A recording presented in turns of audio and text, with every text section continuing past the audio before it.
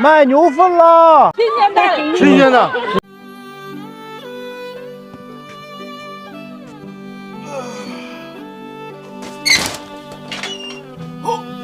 苏立德，苏立德，起床了。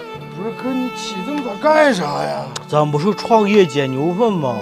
不是早知道创业起这么早，我就不创业了。快点吧，快点吧。走走走。这都是钱，你说？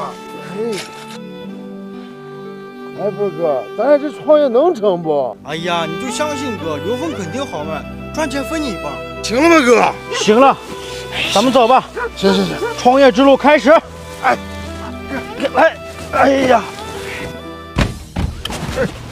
出发了，出发了！满载着我们的牛粪终于出发了。今天还天气蛮好，路上遇见一群牛，羊群怎么跑到公路上去了？把羊群赶下去！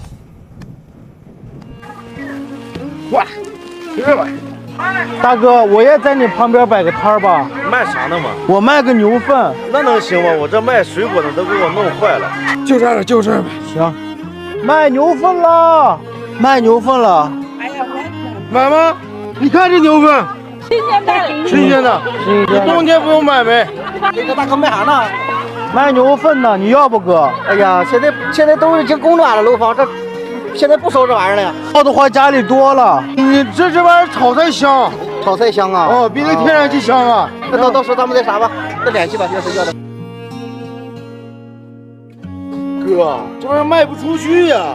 就是啊，30块钱一袋也没人要啊，是不是贵了？咱俩改个价吧。来，我来。哥，这回有人要了。对，卖牛粪喽，15块钱一袋。卖牛粪嘞，卖牛粪了。苏立德，你是不是饿了？先吃点东西吧。先吃个包子吧。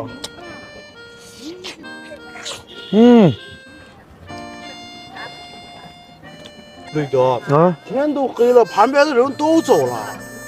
对呀，哥，你这想着创业是不是不行啊？